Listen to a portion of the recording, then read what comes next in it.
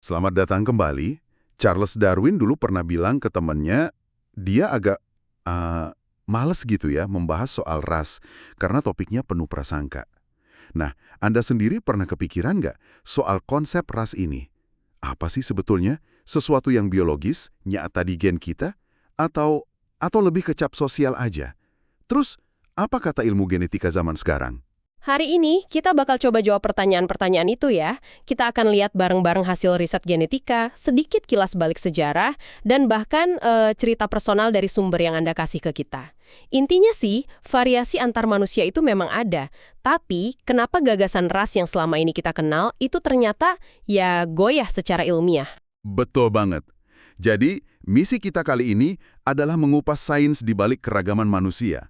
Sekaligus mencoba mengerti kenapa ide tentang ras ini kok rasanya nempel banget di kepala kita ya. Padahal secara ilmiah agak bermasalah.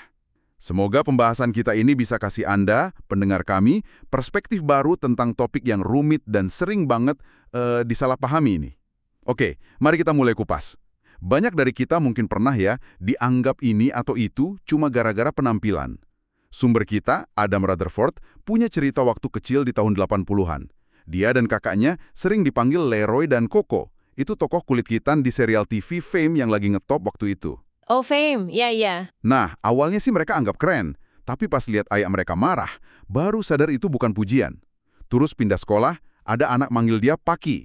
Refleks dia tonjok ke anak itu. Malah dipanggil kepala sekolah. Wah, Tapi untungnya, yang dihukum malah si pengganggu.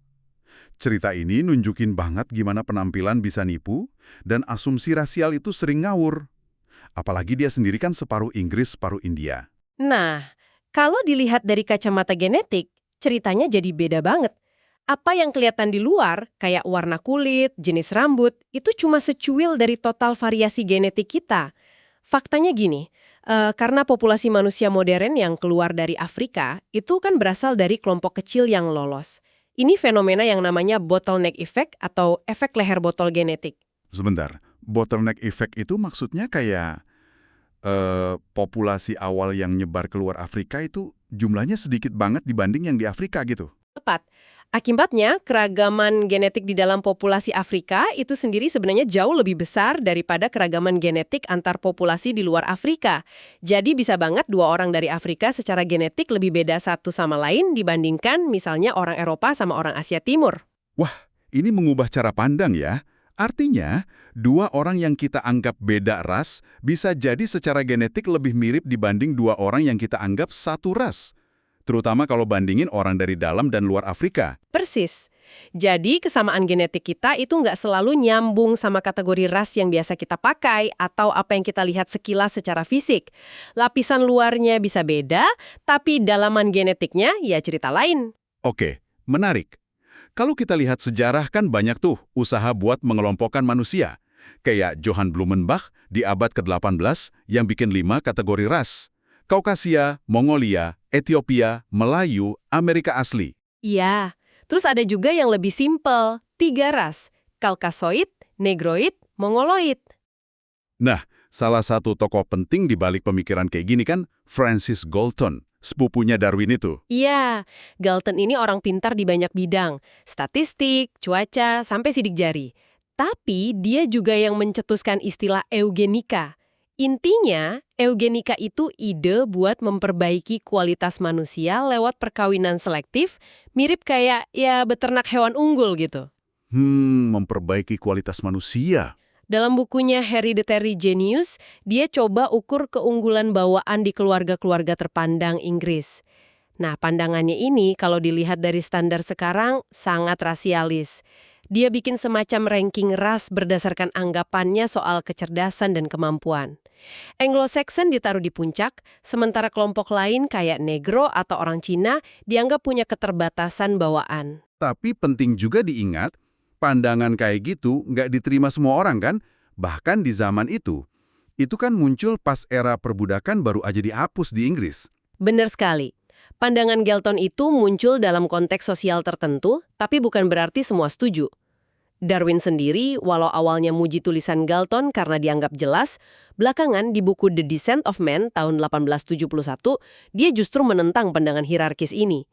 Darwin memang mengakui ada perbedaan fisik, tapi dia lebih menekankan asal-usul kita yang sama dan variasi yang sifatnya bertahap, bukan kotak-kotak ras yang kaku. Oke, jadi kalau klasifikasi lama itu bermasalah dan ras bukan kategori biologi yang pas, apa sih yang sebenarnya ditunjukkan oleh perbedaan genetik antar populasi manusia? Mungkin kita bisa lihat contoh spesifik dari sumber kita. Bisa banget. Data genetik itu nunjukin pola variasi, seringnya memang berkaitan sama geografi asal nenek moyang, tapi jarang banget bisa dipakai buat bikin garis kemisah yang jelas kayak konsep ras tradisional. Contoh paling gampang dan mungkin agak aneh ya, kotoran telinga. Kotoran telinga, serius nih. Agak aneh ya. Iya, kedengarannya sepele, tapi ini contoh bagus. Secara umum ada dua tipe, basah, lengket, dan kering, rapuh. Bedanya cuma ditentuin oleh satu huruf DNA yang berubah di gen namanya ABCC11. G jadi A. Tipe basah itu dominan. Nah, yang menarik, ada kaitan kuat sama geografi. Tipe kering itu umum banget di Asia Timur dan penduduk asli Amerika, sementara tipe basah lebih banyak di Eropa dan Afrika. Oh gitu. Ini contoh simpel gimana satu varian gen bisa nyebar di satu populasi, entah karena seleksi alam atau kebetulan aja, itu genetic drift. Sifat yang bisa Anda cek sendiri dan nunjukin pola geografis. Oke. Menarik juga ya dari kotoran telinga. Terus ada juga gen lain namanya EDER. Itu gimana ceritanya? Ada satu versi atau istilahnya alel dari gen EDR namanya 370A. Alel ini semacam varian dari sebuah gen gitu. Nah, alel 370A ini sering banget ditemui di orang Asia Timur dan penduduk asli Amerika, tapi jarang banget di tempat lain. Spesifik ya. Alel ini dikaitkan sama ciri-ciri kayak rambut yang lebih tebal, kelenjar keringat yang lebih banyak, dan bentuk gigi seri belakang yang kayak sekop. Ini dianggap bukti evolusi manusia yang belum lama terjadi.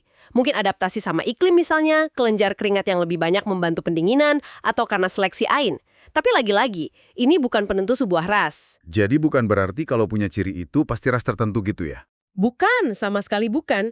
Sempat ada spekulasi soal seleksi seksual yang berhubungan sama ukuran payudara yang cenderung lebih kecil di populasi ini. Tapi sumber kita bilang nggak ada bukti kuat buat itu. Oke. Jadi ada gen-gen tertentu yang frekuensinya beda-beda di berbagai wilayah. Terus gimana caranya gen-gen atau ciri-ciri ini bisa kayak ngumpul di satu tempat? Tadi Anda sempat sebut linkage disequilibrium sama selective sweeps. Bisa dijelasin sedikit pakai bahasa yang lebih gampang nggak? Tentu. Coba bayangin linkage disequilibrium itu kayak dua kata yang sering muncul barengan dalam satu kalimat karena letaknya berdekatan di DNA.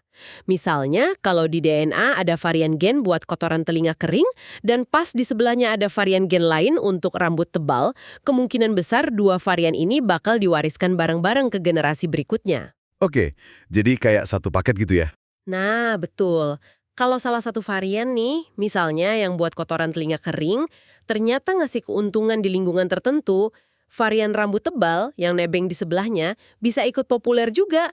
Ini namanya genetic hitchhiking, kayak penumpang gelap genetik. Haha, penumpang gelap genetik. Oke, kebayang. Terus selective sweep itu apa? Nah, kalau varian yang nguntungin tadi, plus penumpang gelapnya itu, nyebar cepet banget di populasi sampai hampir menggantikan versi lainnya, itu namanya selective sweep. Bayangin aja satu paket genetik ini berhasil menyapu bersih varian lain di wilayah itu. Oh, jadi kayak mendominasi gitu ya? Iya, ini yang menjelaskan kenapa kadang kita lihat beberapa ciri fisik kayak ngumpul di satu wilayah geografis. Tapi penting diingat, ini hasil proses evolusi adaptasi, migrasi, kebetulan, bukan penanda adanya ras yang fundamental dan terpisah. Ini lebih ke pola dinamis, bukan kategori statis. Tapi kan ada studi-studi genetika populasi yang kayaknya berhasil mengelompokkan manusia. Saya ingat pernah dengar soal studi tahun 2002 oleh Rosenberg yang pakai program komputer namanya Structure. Bukannya itu justru nunjukin kalau ras itu ada dasarnya secara genetik, meskipun mungkin batasnya nggak jelas. Pertanyaan bagus, dan ini sering jadi argumen ya. Studi Rosenberg itu memang nunjukin kalau kita ambil sampel DNA dari seluruh dunia, terus minta komputer, program structure itu, buat ngelompokin berdasarkan kemiripan genetik. Komputer bisa bikin kelompok-kelompok yang secara kasar cocok sama benua asal, Afrika, Eropa Timur Tengah, Asia Timur, Oseania, Amerika. Tapi, ini kuncinya. Hasil pengelompokan itu cuma muncul kalau kita maksa datanya buat masuk ke sejumlah kecil kelompok yang udah kita tentuin dari awal. Misalnya kita minta komputer bikin 5 kelompok. K sama dengan 5. Jadi, jumlah rasnya itu tergantung permintaan penelitinya, agak seenaknya dong. Tepat, disitulah letak sifat arbiternya. Waktu tim Rosenberg coba naikin jumlah kelompok yang diminta jadi 6, K sama dengan 6, tahu-tahu muncul kelompok baru, isinya cuma suku Kalasha, populasi kecil yang terisolasi di pegunungan Pakistan. Mereka kan jelas bukan ras tersendiri dalam pemahaman umum. Wah, iya juga ya. Ini nunjukin kalau pengelompokan itu sangat bergantung sama kacamata jumlah kelompok yang kita pakai. Dan yang lebih penting lagi, hasil analisis ini sebenarnya nggak nunjukin batas-batas ras yang tegas, malah sebaliknya nunjukin adanya gradien atau cline, perubahan frekuensi genetik yang sifatnya bertahap, kayak warna yang membaur melintasi wilayah geografis. Kayak spektrum warna pelangi ya, kita bisa nunjuk mana merah, mana biru, tapi sebenarnya kan nyambung terus, nggak ada garis putusnya. Analogi yang pas banget. Sumber kita juga pakai analogi mengklasifikasikan buku. Anda bisa kelompokkan buku berdasarkan kata kunci, genre, subjek, pengarang, macam-macam kan? Tiap cara ngelompokin bakal ngasih hasil beda dan sering tumpang tindih. Nggak ada satu cara paling benar buat ngelompokin buku. Sama juga kayak manusia. Data genetik nunjukin kesinambungan, bukan kotak-kotak terpisah. Oke. Kalau sainsnya udah sejelas itu bahwa ras bukan kategori biologi yang valid, kenapa ya gagasan soal ras ini masih kuat banget dan sering jadi sumber masalah? Sumber kita kan juga nyebutin beberapa mitos yang awet banget. Mitos-mitos ini bertahan karena alasan sosial, sejarah, dan seringkali dipakai buat membenarkan prasangka atau ketidakadilan, sambil ya nutup mata sama bukti ilmiah. Contoh pertama, mitos kalau penduduk asli Amerika itu secara genetik lebih rentan kecanduan alkohol. Oh, itu sering denger tuh. Faktanya, nggak ada bukti genetik kuat yang nunjukin metabolisme alkohol mereka beda secara fundamental. Faktor sosial kayak sejarah penindasan, kemiskinan, trauma turun-temurun, dan susahnya akses ke layanan kesehatan itu jauh lebih masuk akal sebagai penyebab tingginya risiko. Tapi, stereotip genetik ini terus saja diulang-ulang. Sayang banget. Terus ada juga penyakit Tay-Sachs yang sering banget disebut penyakit Yahudi. Itu gimana? Betul, Tay-Sachs ini penyakit genetik resesif yang parah banget.